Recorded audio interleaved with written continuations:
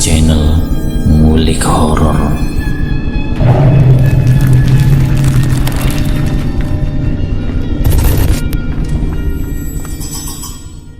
Assalamualaikum warahmatullahi wabarakatuh.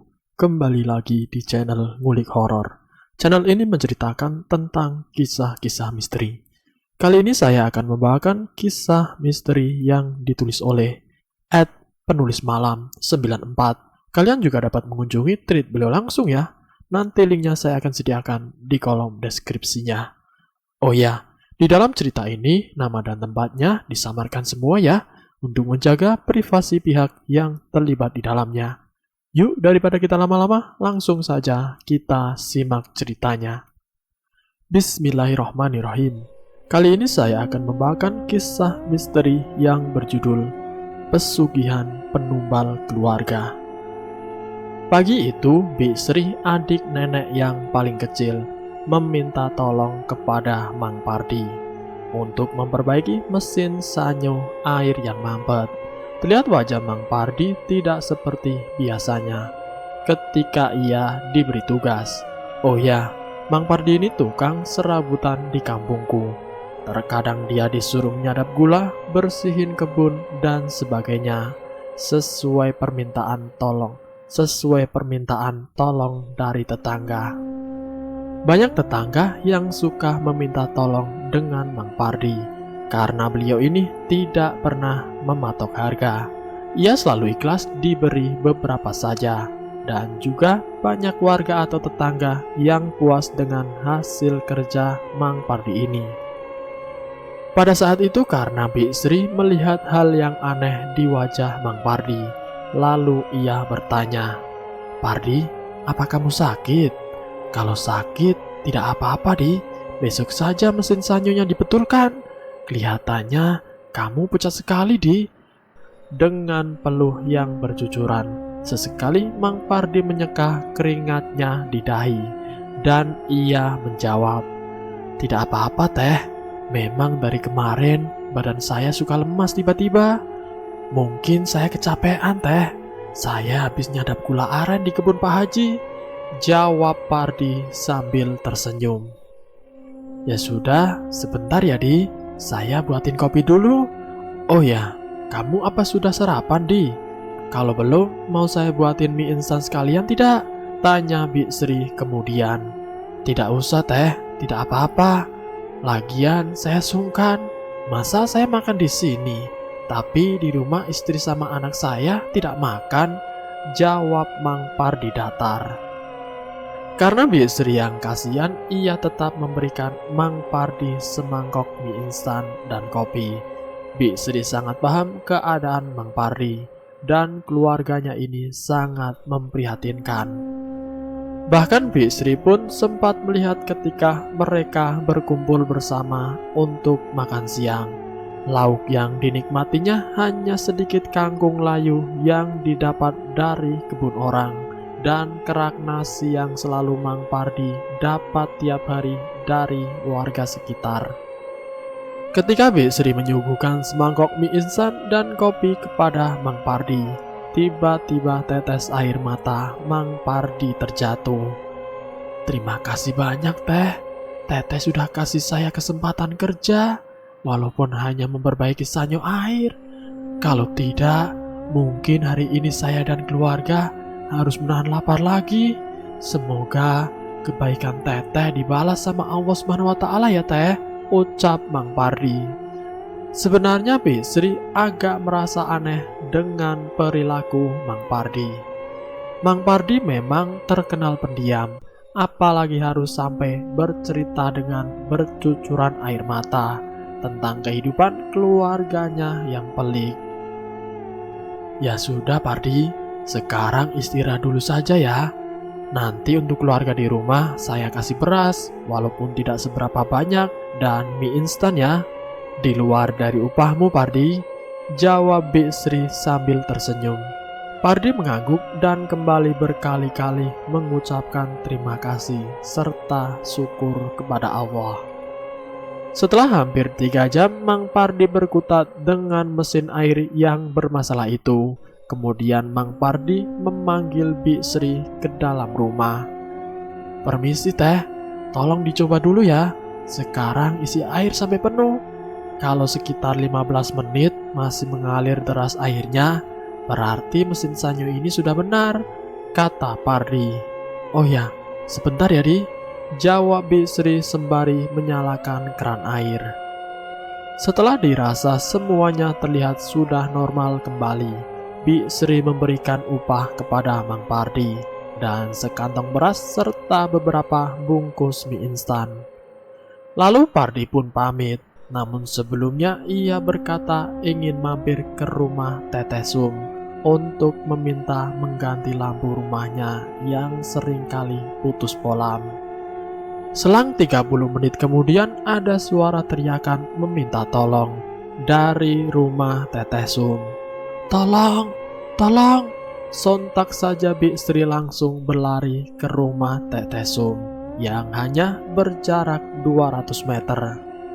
Di sana Bi Sri melihat Mang Pardi sudah tergeletak lemas. Bi Sri langsung menelpon tukang becak langganannya untuk membawa Mang Pardi ke puskesmas terdekat. Naas ketika sampai di puskesmas, nyawa Mang Pardi sudah tidak terselamatkan. Innalillahi wa inna ilaihi rojiun. Siang itu warga desa Cikubang berduka. Mang Pardi, orang yang sederhana, telah berpulang. Ada tangis haru yang tidak terbendung di wajah kasih istri Mang Pardi dan dua anaknya yang masih kecil. Masih dalam suasana duka, ada 3 orang pemuda yang sebut saja namanya Doni, Didit, dan Mulyono, yang asik berbincang-bincang hingga tidak sadar ucapan mereka didengar oleh warga yang berkunjung untuk melayat Mang Pardi. Mul, apa si Pardi kena tumbal kakak iparnya, si Beno?" tanya Didit.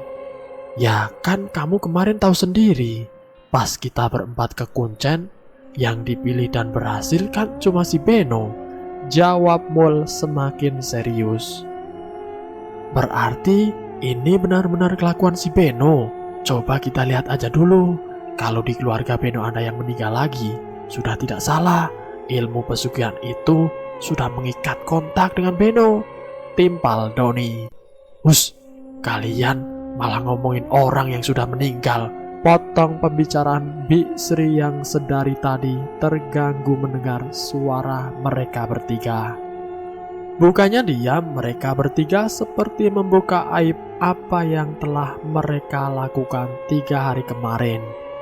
Bi Sri, jujur saja kita berempat awalnya iseng ke hutan Majenang buat mencari pesugihan. Didit, Doni, Mulyana, dan Beno nekat mencari pesugihan sampai ke Majenang karena ajakan Beno yang yakin dengan melakukan pesugihan akan merubah nasib keluarganya. Sesampainya di sebuah hutan Majenang, mereka berjalan masuk ke dalam hutan dengan mengikuti jalan setapak yang licin dan tibalah di sebuah gubuk. Di sana ada seorang kakek-kakek bungkuk yang segera menyambut mereka berempat dengan wewangian dupa dan kemenyan menyengat penciuman. Beno kemudian membuka percakapan jika ia tahu tempat ini dari salah seorang sahabatnya yang sudah sukses di kota Bandung sebagai pengusaha. Si kakek Kuncen hanya mengangguk dan menebak.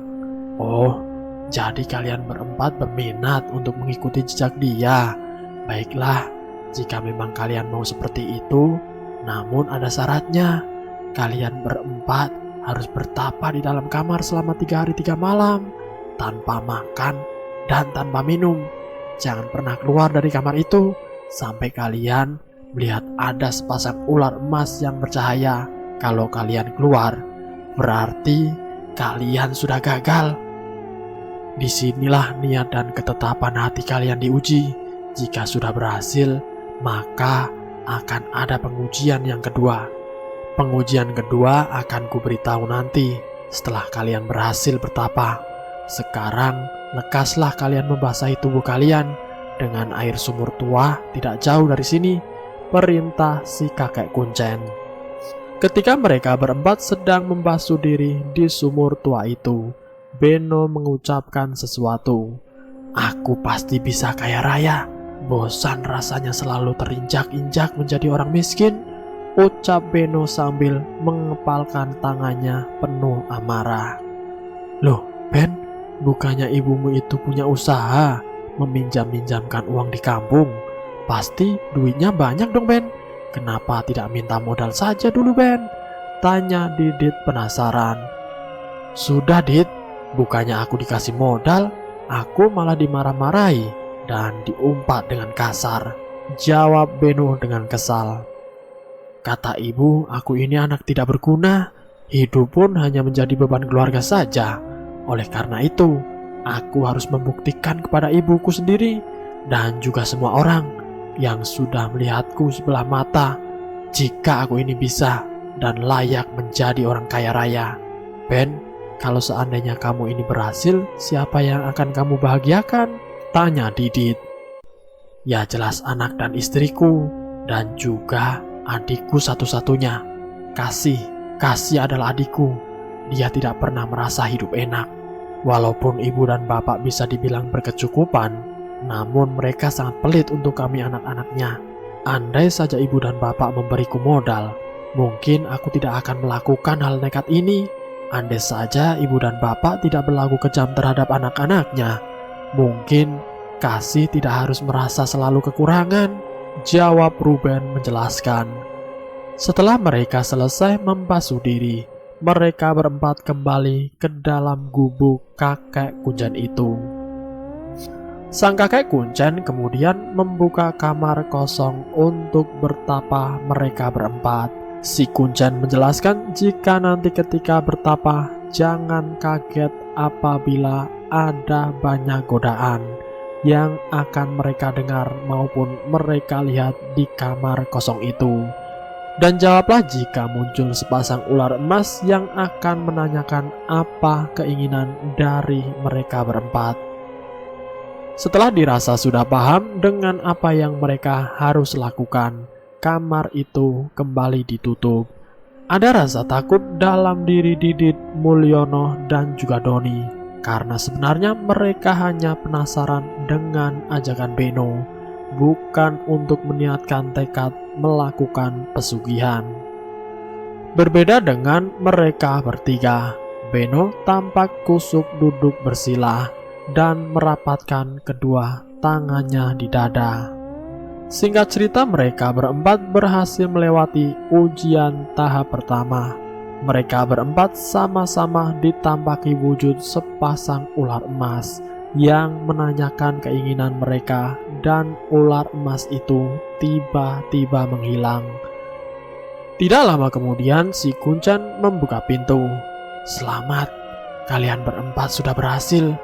Kini tahap ujian yang kedua," jawab si kuncen sambil menyiapkan 4 gelas air putih. Dan juga ada banyak buah-buahan di tempat untuk mereka berempat makan.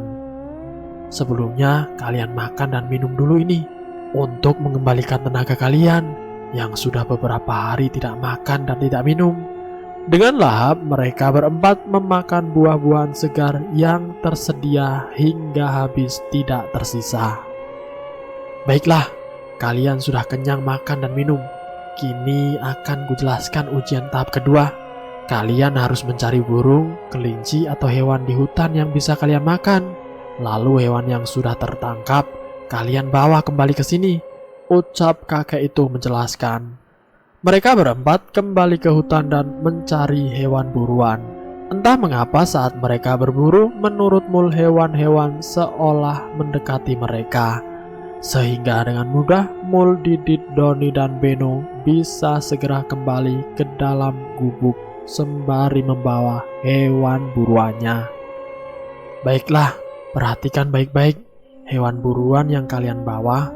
Tugas terakhir kalian adalah membunuh hewan tersebut dan memakannya," umpat kakek itu menjelaskan lagi. Ketika mereka berempat menoleh, ternyata 4 hewan kelinci yang dari hutan tadi berubah menjadi orang yang mereka sayangi. Didit berkata ia melihat istrinya, Doni melihat anak laki-lakinya, dan Mul melihat ibunya dan juga Beno melihat anaknya. Astagfirullahaladzim, teriak Didit, Doni, dan Mul kompak. Namun Beno hanya terdiam. Kalian jangan pernah menyebut kata-kata itu ataupun hal-hal yang berbau keagamaan di sini. Sekarang kalian bertiga keluarlah dari gubuk ini. Tidak ada lagi yang bisa kalian cari. Dukun itu mengamuk dan mengusir mereka bertiga. Lalu Didit, Doni, dan Mul langsung lari terkocar-kacir keluar dari hutan, segera kembali ke rumahnya masing-masing. Tutup cerita mereka kepada Bisri. Dasar sinting si Beno. Dia berucap jika pesugihan ini hanya sebuah bentuk penglaris, bukan pesugihan penumbal. Umpat Mul kesal kepada dua temannya. Ya, untung saja kita tidak berhasil mengikat kontrak. Bisa habis keluargaku nanti, ungkap Didit. Kalian berdua merasa ada gangguan tidak selama 3 hari 3 malam bertapa? Tanya Doni. Ada, Don. Aku merasa dihantui dan mendengar suara-suara kuntilanak. Belum lagi aku merasa di kamar itu seperti dipenuhi oleh desisan ular, jawab Mul mengingat-ingat. Nah, itu yang juga aku rasakan, Mul. Cuma aku diam saja, karena dari awal kan si Kunjan itu sudah memperingati kita, jawab Didit menimpali. Aku sih tidak takut sama hal-hal seperti itu. Justru yang aku takutkan itu adalah ketika harus menumbalkan orang yang kita cintai. Itu benar-benar hal yang tidak bisa aku lakukan, jawab Doni. Dari cerita mereka bertiga, Bisri kemudian menyimpulkan jika yang berhasil melakukan ritual pesugihan itu adalah Beno. Namun Bisri tetap berpikir positif dan tidak mau termakan omongan mereka. Kalian ini keluarga Pardi masih berduka. Kalian bertiga malah sibuk bahas pesugihan. Tidak enak kalau sampai terdengar warga yang lain, hardik Bisri menimpali. Ya sudah Bisri, kalau Bisri tidak percaya, cuma saran kami bertiga, jika diberi makan oleh Beno, lebih baik dibuang saja. Kan kita tidak tahu, Bi, pesugihan itu apakah akan memakan korban jiwa dari keluarga ataupun orang lain juga bisa. Buktinya tuh si Pardi meninggal secara misterius, ucap mereka bertiga sambil berlalu pergi. Bisri kemudian pulang ke rumah setelah melayat. Ia merasa tubuhnya letih siang itu. Bisri langsung merebahkan badan dan tidur siang. Ada suara ketukan pintu. Ketika dibuka, ternyata yang datang adalah Mang Pardi.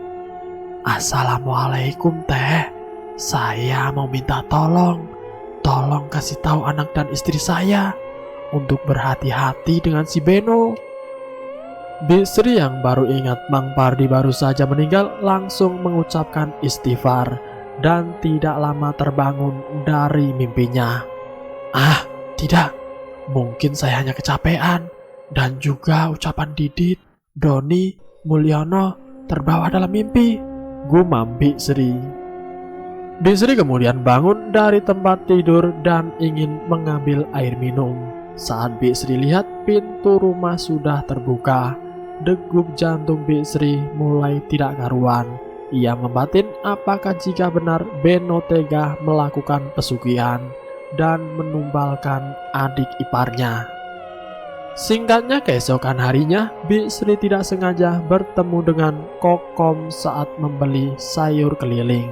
Mereka berdua saling menyapa, dan entah mengapa Kokom membuka percakapan pagi itu yang membuat Bisri agak sedikit bergidik.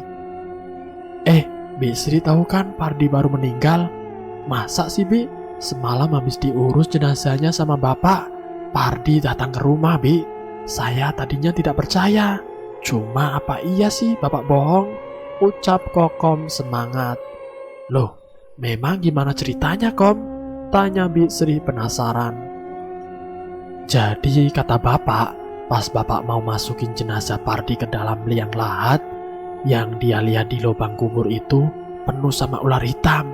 Bapak sampai berkali-kali istighfar. Bapak kan sudah pengalaman, Bi, sama mengurus jenazah dari berbagai macam kasus. Jadi, Bapak sudah paham kalau ini pasti korban pesugihan. Jawab Kokom menjelaskan. Bisri seketika terhenyak. Ia mengingat perkataan Didit, Doni, dan Mul. Lalu Bisri membatin, "Ya Allah, semoga jiwa Pardi bisa diselamatkan dan ditempatkan di tempat yang layak," gumam Bisri. Kemudian Kokom menceritakan kembali saat malam pintu rumahnya diketuk-ketuk.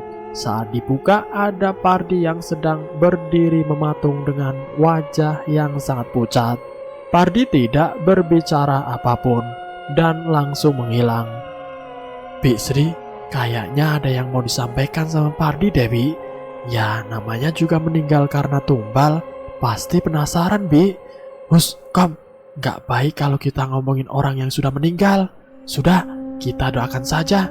Semoga Pardi ini meninggal dengan tenang," pungkas Bisri. Kini cerita teror Pardi semakin menyeruak di kampung. Bahkan sampai ke beberapa perawat puskesmas yang sempat memberikan pertolongan pertama kepada Pardi. Masa sih Pardi ini meninggal cuma gara-gara ganti bolam? Kata Teh Sum sih Pardi kesetrum. Tapi setelah kemarin kita cek kok tidak ada tanda-tanda Pardi kesetrum ya, Ham? Tanya Fajar kepada Ilham, rekan perawatnya. "Ah, kamu ini, Jar, namanya juga maut, kan Allah yang menentukan. Mungkin bisa saja Pardi itu kena serangan jantung karena kaget terkena aliran listrik daya rendah," jawab Fajar.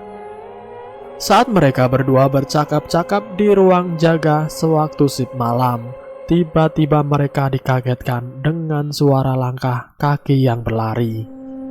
Mereka berdua langsung mendekati sumber suara dan terbelalaklah mata mereka berdua ketika yang mereka lihat adalah Pardi dengan dibungkus kain kafan menyerupai pocong. "Ilham, Fajar, tolong saya belum mati." Di sisi lain, Beno, kakak ipar Pardi, kini langsung membangun toko kelontong yang besar, bahkan sampai 2 tingkat.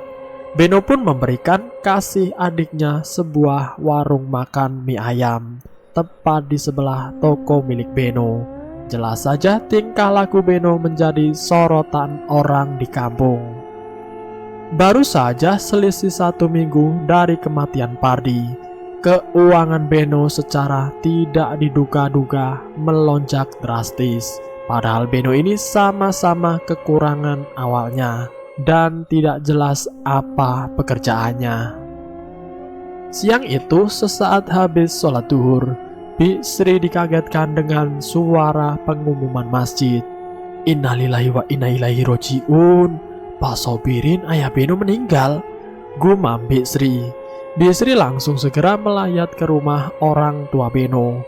Belum sampai di rumahnya, Bisri melihat ada kerumunan warga yang memenuhi jalan. Bisri perlahan masuk di dalam kerumunan itu, sampai akhirnya ia melihat Beno sedang dimaki-maki dan dipukuli oleh ibunya. "Dasar kamu, anak kurang ajar, bajingan, durhaka kamu Beno. Kamu menumbalkan ayahmu sendiri, Beno. Sekarang cepat pergi dari kampung ini, Beno." Suara tangis dan teriakan ibu Beno kemudian diikuti oleh suara para warga desa yang meminta Beno untuk pergi dari kampung Cigubang. Warga mengetahui Beno melakukan pesugihan dari Didit, Doni, dan juga Mul. Sedangkan sang ibu mengetahui Beno melakukan pesugihan karena kejujuran Beno sendiri. Ibu Beno pun sesekali berteriak jika suaminya mati karena digigit oleh ular hitam misterius. Karena merasa terdesak, Beno pun akhirnya pergi dari kampung itu dengan amarah yang membara. "Awas kalian akan menanggung akibatnya." Setelah itu Beno tidak pernah terlihat lagi di kampung itu.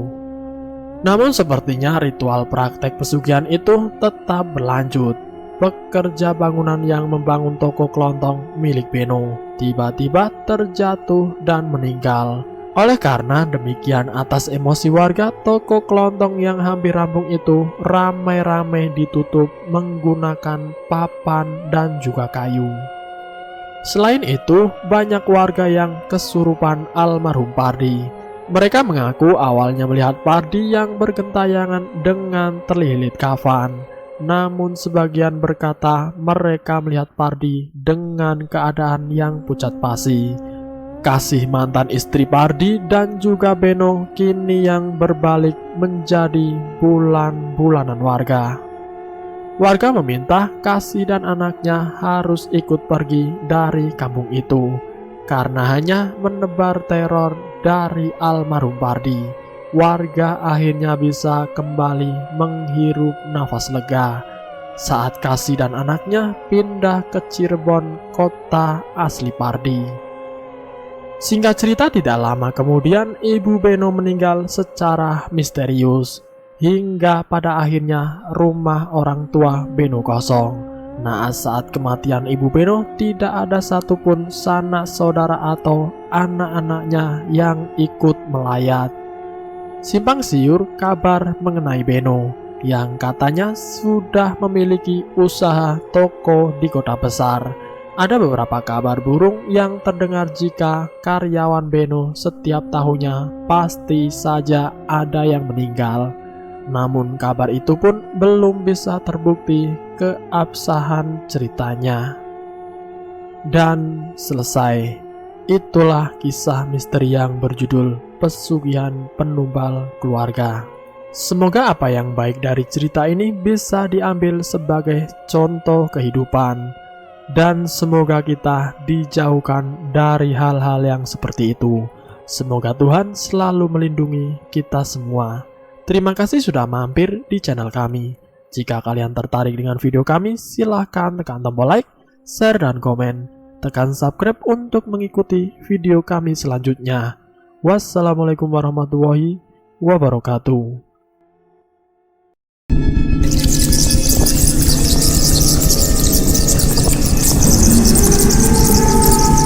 Selamat datang di channel Ngulik Horor.